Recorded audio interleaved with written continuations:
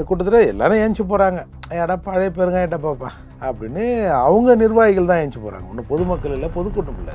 அவங்க நிர்வாகிகள் ஏஞ்சி போனோடனே அதை தாங்கி கொள்ள முடியாமல் வைகோ கத்துறாரு, உட்காருங்கய்யா, எங்கேயா போகிறீங்க, இந்த மாதிரி நிற்கிறதா வீட்டுக்கு போ, அது இதுன்னு பேசுகிறாரு. அப்போது அந்த இப்போ மீடியாக்கள் எப்போ இந்த மாதிரி கான்ட்ரவர்சியான சில விஷயங்கள் எடுத்து போடுறது வழக்கம் தானே. அப்போது அதை எழுந்து போடுறதையும் அந்த காலி சேர்களையும் எடுக்கிறாங்க. அதை பார்த்துட்டு டென்ஷன் ஆகி அவனை பிடி அடித்து அந்த ஃபிலிம் ரோல்லாம் பிடுங்கு. அவர் ஏதோ சிந்தனையோட தான் பேசுகிறாரு. அவருக்கு திடீர்னு தான் நினைவு பெறலுதுன்னு நினைக்கிறேன். கொஞ்சம் சிந்தனையோட தானே பேசுகிறாரு. அதால் தானே எழுந்து போதற நாயன்றாரு. தொண்டர்கள் மத்தியில் அட போயா இந்த ஆள் ஆர்ச்சாது யார்ச்சும் கிடப்பாயா, இந்த கதல் எல்லாம் தேவையா, ஏதோ ஒரு மீட்டிங்னா ஒரு 10 நிமிஷம் 20 நிமிஷம் பேசினா பரவாயில்ல, 2 மணி நேரம் 3 மணி நேரம் அந்த காலம் மாதிரி பேசினே இருந்தா அந்த காலத்தை வைக்கவா நீ? நீங்கள் கொஞ்ச நாளைக்கு முன்னாடிலாம் பார்த்தீங்கன்னா வைக்கோவுக்கு அப்படியே தளர்வாகி கை காலெல்லாம் போய் வாய் போன மாதிரி ஆகி பேச முடியாத மாதிரிலாம் இருந்தார் இல்லை. இப்போ எப்படி சரியாக இருக்காரு? அப்போ அது கொஞ்சம் டைம் விட்டு விட்டு வருது. அதில் அவர் அந்த பழைய ஆதங்கத்தில் இன்னைக்கு அண்ணா அறிவாலயத்தை கைப்பற்றி விடுவார் அப்படின்னு பயந்த அண்ணா அறிவாலய ஆட்கள் யாரையா வந்துருக்குறா, எங்கள் வைக்க வந்துருக்காரு, கொஞ்ச நேரம் நிற்கிட்டேன் ஏரியா அப்புறம் தரலாம் அப்படி நிலைக்கு வைக்க வந்துட்டார்ல. ஒரே ஒரு எம்பி பதவிக்காக தன் புள்ள மானங்கட்டு அழுவுறான். சார், இன்றைக்கு மதிமுக உயிரோடு இருப்பது திமுக என்ற கட்சி ஏற்றுகிற அந்த என்ன சொல்கிறது ட்ரிப்ஸில் தான் இருக்குது. ட்ரிப்ஸ்னா எளிய மக்களுக்கு புரியுமா சொன்னால், திமுக வந்து குளுக்கோஸ் ஏற்றி மதிமுக உயிரை காப்பாற்றி வச்சுருக்கிறாங்க. திமுக என்ற வென்டிலேட்டர் உதவியால் மதிமுக இன்று செயற்கையான சுவாசத்தை விட்டுனுக்குது. இந்த வென்டிலேட்டர் ஆஃப் பண்ணிட்டாங்கன்னு வச்சுங்க,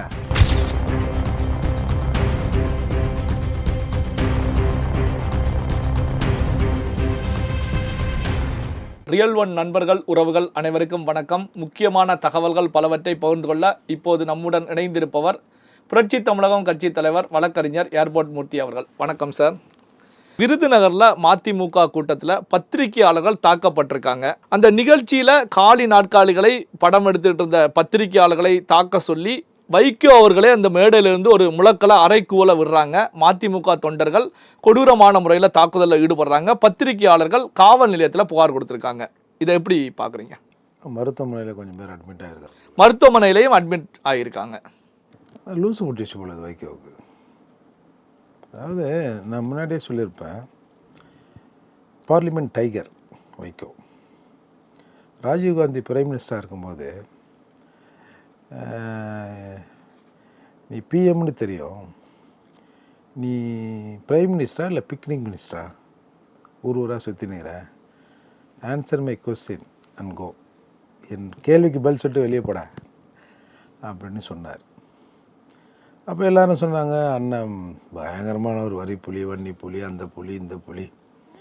கட்சியில் கொட்டை எடுத்த புலி மாதிரி இப்போ அதே பார்லிமெண்ட் வாசலில் நின்று மன்னிப்பு கேள் மன்னிப்பு கேள், கனிமொழியிடம் மன்னிப்பு கேள்னு சொன்னார். கோஷம் போட்டதை பார்த்தோம். வெக்கப்படாத கனிமொழியை டக்குன்னு வெக்கப்பட்டாங்க. அந்த மாதிரி நிலைக்கு வைகோ பழனிசாமி நாயுடு ஆளாயிட்டார். அதில் இந்த கூட்டத்தில் எல்லாரும் ஏஞ்சி போகிறாங்க. ஏடா பழைய பெருங்காயிட்ட பாப்பா அப்படின்னு அவங்க நிர்வாகிகள் தான் ஏஞ்சி போகிறாங்க. ஒன்றும் பொதுமக்கள் இல்லை, பொதுக்கூட்டம் இல்லை. அது அவங்க நிர்வாகிகள் ஏஞ்சி போனோடனே அதை தாங்கி கொள்ள முடியாமல் வைகோ கத்துறாரு, உட்காருங்கய்யா, எங்கேயா போகிறீங்க, இந்த மாதிரி நிற்கிறனா வீட்டுக்கு போ, அது இதுன்னு பேசுகிறாரு. அப்போது அந்த இப்போ மீடியாக்கள் எப்போ இந்த மாதிரி கான்ட்ரவர்சியான சில விஷயங்கள் எடுத்து போடுறது வழக்கம் தானே. அப்போது அதை எழுந்து போடுறதையும் அந்த காலி சேர்களையும் எடுக்கிறாங்க. அதை பார்த்துட்டு டென்ஷன் ஆகி அவனை பிடி அடித்து அந்த ஃபிலிம் ரோல்லாம் பிடுங்கு. ஒன்றும் நீ அப்டேட்டே ஆகலையா, இல்லை உனக்கு வந்து மைண்டு வந்து மாறி மாறி சேஞ்ச் ஆகுதா? இல்லை, அதுதான் கேள்வி கேட்க வந்தேன். ஃபிலிம் ரோல் அப்படிங்கிற கருத்துக்கெல்லாம் அங்கே முன் வைக்கிறாங்க. இப்போ ஃபிலிம் ரோல் அப்படிங்கிறது ஒரு 15-20 வருஷத்துக்கு முன்னாடி உள்ள ஒரு டெக்னாலஜி தான்.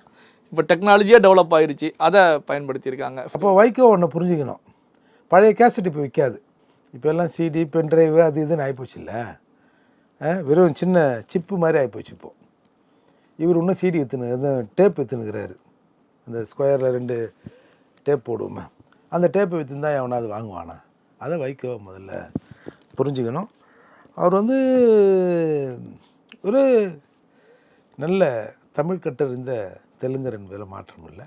நல்ல தமிழ், அவரை மாதிரி நம்ம ஒரிஜினலாக தமிழனும் தமிழ்ச்சிக்கும் பிறந்த நம்மளால் கூட அந்த மாதிரி தமிழை பேச முடியாது. அது எப்படி கலைஞர் எப்படியோ வைகோ அதை விட ஒரு படி தாண்டி நல்லா தமிழை பேசுவார். அதை வச்சு தான் நான் வந்து அந்த தமிழை இந்த தமிழ்னு ஏமாத்திருந்தார். அப்போ ஒரு கட்டத்தில் என்ன பண்ணாங்க தமிழ் தேசியவாதிகள்லாம், ஏய் நீ யார், நீ என்ன தெலுங்கு, நீ வந்து தமிழங்கம்னு நிற்கிற, அப்படி இப்படின்னு தொடர்ந்து இவர் கம்மவார் நாயுடுன்னு சொன்ன பிறகு ஒரு கட்டத்தில் நெருக்கடிகள் தாழ முடியாமல் அதில் நம்ம வைகோவை பாராட்டலாம், கோபாலசாமி நாயுடு. ஆமாம், நான் தெலுங்கன் தான், ஆனால் நான் இந்த தமிழுக்கும் தமிழருக்கும் செய்தது ஏராளம் ஏராளம். எப்போ வாமவனே இது தான் சொல்லு, நீ வந்து உன்னோட அடையாளத்தை மறைச்சிட்டு நீ வந்து எங்கள்கிட்ட திருடாத, உன்னோட ஒரிஜினல் ஐடென்டிட்டியோட நான் வந்து தெலுங்கன் தான், ஆனால் நான் தமிழ்நாட்டுக்கு செஞ்சுருக்கிறேன் அப்படின்னு சொல்லி நாம் அதை வந்து ஏற்றுக்கலாம், பரிசீலனை பண்ணலாம்.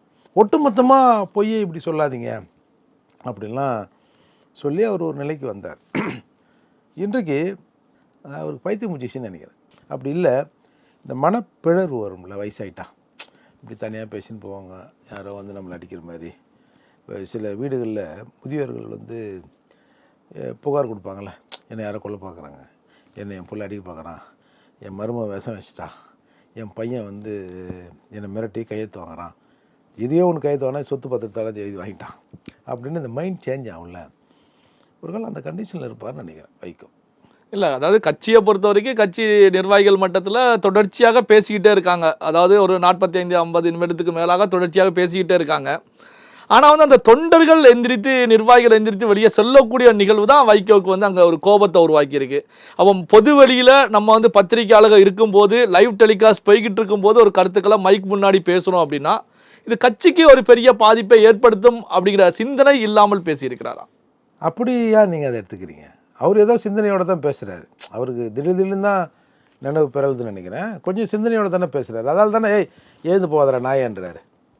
தொண்டர்கள் மத்தியில் அட போயா இந்த ஆள் யார்ச்சும் கிடப்பாயா, இந்த காலத்தில் எல்லாம் தேவையா, ஒரு ஏதோ ஒரு மீட்டிங்னா ஒரு 10 நிமிஷம் 20 நிமிஷம் பேசினான்னா பரவாயில்ல, 2 மணி நேரம் 3 மணி நேரம் அந்த காலம் மாதிரி பேசினே இருந்தா அந்த காலத்தை வைக்கவா நீ? விடுதலை புலிகளோடு நான் இருந்தேன் அப்படி இப்படின்னு கதை விட்டி அந்த வைக்கவா நீ? இப்போ சும்மா காற்று போன பெருங்காய டப்பா தானே. ஏதோ அதில் பெருங்காயம் இருந்தது, இந்த கட்சிக்கு தலைவர் வைக்கோன்றதால வரான். அந்த மாதிரியான முன்னாடி மற்றவர்களை ஈர்க்கிற அந்த பேச்சு இப்போ இயற்கையாக அவர்கிட்ட மாறி போச்சு இல்லை. அப்போ அந்த நிலைமைக்கு ஏற்ற மாதிரி அவரும் தன்னை மாற்றிக்கணும், திருத்திக்கணும். பொதுவாகவே வந்து இந்த வயசானவங்கெல்லாம் என் மேலே யாரும் கவனம் செலுத்த மாட்டுறாங்க, என்னை கேர் பண்ணுற மாட்டுறாங்கன்ற ஒரு அக்கறை, ஒரு எண்ணம் அவங்களுக்கு இயல்பாக தோணும் அந்த வயதில் யாராக இருந்தாலும். அப்படி தான் அவருக்கு தோன்றிருக்குன்னு தான் நான் நினைக்கிறேன். இல்லை, அப்படி தோன்றினாலும் அங்கே பார்த்தீங்க அப்படின்னா தெளிவாக தான் அந்த கருத்துக்களை முன்னெடுத்து வைக்கிறாங்க. காலி நாற்காலிகளை வீடியோ எடுத்துக்கிட்டு இருக்காங்க, நிறுத்துங்கடா அப்படிங்கிற சவுண்டு போடுறாங்க. நிறுத்தலை அப்படின்னதுக்கப்புறம் தான் நீங்கள் முட்டாள்கள் என்ன பார்த்துக்கிட்டு இருக்கீங்க, அவங்க வீடியோ எடுத்துக்கிட்டு இருக்காங்க, போய் தடுத்து நிறுத்துங்க, ஃபிலிம் ரோலையெல்லாம் உடைங்க, கேமரா உடைங்கன்னு சொல்லி ஆக்ரோஷமாகத்தான் நாங்கள் தெரிவிக்கிறாங்க. அதுதான் சார், விட்டு ஞாபகம் வருது சார் அவருக்கு. நீங்கள் அப்படி எடுங்க சார் அதை. இப்போ இது வரைக்கும் அந்த மாதிரி பேசல. இப்போ நீங்கள் கொஞ்ச நாளைக்கு முன்னாடிலாம் பார்த்தீங்கன்னா வைகோவுக்கு அப்படியே தளர்வாகி கை காலெல்லாம் போய் வாய் கோண மாதிரி ஆகி பேச முடியாத மாதிரிலாம் இருந்தார் இல்லை. இப்போ எப்படி சரியாக இருக்காரு? அப்போ அது கொஞ்சம் டைம் விட்டு வருது. அதில் அவர் அந்த பழைய ஆதங்கத்தில் நான் பேசுகிறேன்னா ஒருத்தர் எழுந்து போக மாட்டான், விடிய காத்து, எல்லாம் உண்மை தான். அதுதான் இப்போல்லாம் முடிஞ்சு போச்சே. அந்த கதைலாம் இதெல்லாம் எக்ஸ்போஸ் ஆகி போச்சு இல்லை சார். அதாவது ஒரு சீட்டுக்காக போய் கருணாநிதி திமுகவோட கை கட்டி உழுந்த பிறகு உன்னோட மதிப்பு மரியாதைலாம் போச்சு. வைகோ தன்னுடைய கட்சிக்காரர்களுமே இன்றைக்கி எக்ஸ்போஸ் ஆகியிருக்கார். தன் புள்ள அதாவது மதிமுக தோற்றம் என்ன சார், அது வந்து வாரிசு அரசியல். என்னை வந்து நான் வந்து அவருடைய ஸ்டாலின் அவர்களுக்கு நான் போட்டியாக வந்து விடுவேன், என்னோட திறமைக்கு ஸ்டாலின் ஒன்றும் இல்லை நம்ம புள்ள திறமைக்கு எப்பா கதாவாது அப்படின்னு என்னை திட்டம் போட்டு கருணாநிதி என்னை வெளியேற்றினார் அப்படின்னு தான் தொடங்கி இது வந்து வாரிசு அரசியலுக்கு எதிராக நான் வந்திருக்கிறேன்னு அப்படியே திமுகவை செங்குத்தாக பொழந்தார். 9 மாவட்ட செயலாளர்கள் அப்படியே ஒரு பெரும் திரள் வந்தது. வந்து பாண்டிபஜாரில் ஒரு கூட்டம் கொடுக்குற போது அந்த கூட்டம் அப்படியே நகர்ந்து அண்ணா அறிவாலயத்தை கைப்பற்ற போகிறதுன்ற செய்தி பரவலாச்சு. அன்றைக்கி பாருங்கள், இந்த ஜெயலலிதா அம்மையார் ஒரு பெரும் போலீஸ் படையை அண்ணா அறிவாலயத்தை சுற்றி போட்டு அண்ணா அறிவாலயத்தை காப்பாற்றி கருணாநிதி கையில் கொடுத்தார். இப்போ இதே அதிமுக அலுவலகம் வந்து இவனுக்கு சொந்தம் எனக்கு சொந்தன்ற ஒரு சின்ன பிரச்சனை வந்தபோது ஒதுங்கி நின்று ஒரு பக்கம் நின்று ஆதரவு கொடுத்தவர் தானே இவங்க. அந்த வித்தியாசம் புரியுதா திமுகவும் அதிமுகவுக்கும்? அப்போது அப்படி இருந்த வைகோ இன்றைக்கி அண்ணா அறிவாலயத்தை கைப்பற்றி விடுவார் அப்படின்னு பயந்த அண்ணா அறிவாலய ஆட்கள் யார் வந்திருக்குறா, எங்கள் வைகோ வந்துக்கிறாரு, கொஞ்ச நேரம் நிற்கட்டும் ஏரியா அப்புறம் திறக்கலாம் அப்படி நிலைக்கு வைகோ வந்துட்டார்ல. ஒரே ஒரு எம்பி பதவிக்காக தன் புள்ள மானங்கெட்டு அழுகுறான். அவனை அந்த எம்பி வேட்பாளரை உட்கார வைத்து கொண்டு எல்லோரும் கிண்டலும் கேலியும் பண்ணுறாங்கல்ல, ஓட்ட கேலியா உங்கள் கதையை சொல்கிற அப்படின்லாம் அசிங்கப்படுத்துகிறாங்க. அப்போ இப்படி தரம் தாழ்ந்து போய்விட்ட வைகோவுக்கு எப்படி ஒரு தரமான மரியாதையை கட்சிக்காரனே கொடுப்பான்? கட்சினால் நீ உன் புள்ள தானையா, வேறு யார் அப்படின்ற நிலை இருக்குல்ல. நீங்கள் பார்த்தீங்கன்னா இந்த ஃபுட்பால் டீமில் கேப்டன் ஒரு கையில் பேண்டு கட்டிருப்பார், பார்த்துருப்பீங்களா? மற்ற வீரர்கள் யாரும் பேண்ட் கட்டிருக்க மாட்டாங்க. அந்த மாதிரி வைகோ புள்ள ஒரு பேண்ட் கட்டிருக்கான், பார்த்தீங்களா? ஆமாம், கையில் கட்டியிருக்காங்க, கவனிச்சேன். என்னத்துக்கு அது? நீ தலைமை நிலை செயலாளர் என்பது தானே, உனக்கு மேலே சத்யா பொதுச் செயலாளர், துணை பொதுச் செயலாளர், பொதுச் செயலாளர். ஏன் நீ பேண்ட் கட்டுனுங்கிற? 1000 பேர் இருந்தாலும் மதிமுகன்ற கட்சிக்கு நான் தான் கேப்டன், என் சொல்படி தான் நடக்கும். இப்போ பத்திரிகையாளர் சந்திப்புலாம் வைக்கிறாங்கல்ல, ஏன் கேப்டனை மட்டும் பக்கத்தில் உட்கார வச்சுங்கிறாரு? அந்த இடத்துல யார் உட்காரணும்? கட்சியின் பயிலாப்படி கூட இல்லை, நடைமுறைப்படி சத்யா தானே உட்காரணும். நீ எப்படி உட்கார்ற? இதில் நான் எதேச்சியாக நடக்கிறதா? இந்த பேண்டு கட்டுறதுலாம் எதேச்சியாக நடக்கிறதா? அப்போது அவர் அந்த தெளிவில் அவங்க இருக்கிறாங்க. அதனால் இன்றைக்கி இந்த இதெல்லாம் பார்க்கும்போது எப்படி அந்த கட்சிக்காரர்களுக்கு சரி என்ன தான் அதில் கொஞ்சம் தெலுங்காரங்க இருந்தால் கூட சரி நம்மால் தான் அப்படின்னு எப்படி விடுவாங்க? நீ எல்லாத்தையும் வீட்டுக்கே செய்கிற, போகிற வர, சும்மா எங்கேயோ சுற்றி இருந்து சிகரெட் விற்றுந்தாருன்னு சொன்னாங்க. அதை கூட நீங்கள் பார்த்துருப்பீங்க. ஒரு நிருபர் கேட்பார், மதுவும் சிகரெட்டும் உடல்நலத்துக்கு கேடு தானே அப்படின்போது, வைகோ உங்கள் பையன் கூட சிகரெட் விற்கிறானே அப்படின்னு கேட்குற போது, சிகரெட் புஸ்தியாகவும் போய் கற்பழிச்சான், சிகரெட் புஸ்தியாகவும் போய் திருடினான் அப்போல்லாம் ஒரு விளக்கம் சொல்லி தன் மகனை காப்பாற்றியவர் தானே, காப்பாற்ற முயன்றவர் தானே. ஏன் அப்போ இப்போ சினிமாவில் cigarette smoking is injurious to ஹெல்த்னு போடுறான்? அதாவது குடிப்பழக்கம் உடல்நலத்துக்கு கேடு அப்படின்னு அது நித்திர வேண்டியதானே, எதுக்கு சிகரெட் குடிப்பதை போடுறான்? அப்போ ரெண்டுமே ஒரு ஈக்குவல் முன்ன பின்னே இருக்கிற விஷயங்கள் தானே, ஆக மொத்தம் கேடு தானே. ஆனால் வைகோ நான் சொல்ல, சிகரெட் பிடிக்கிறது ரொம்ப நல்ல பழக்கம் மாதிரி, காலைல ஏஞ்சி எல்லோரும் ஒரு சிகரெட் பிடிக்கணும், வீட்டில் பசங்களுக்கு கொடுங்க அப்படின்ற சொல்கிற ரேஞ்சுக்கு இறங்கி பேசுனதை பார்த்தோம்ல. அப்போது அது பிள்ளை பாசம் தானே.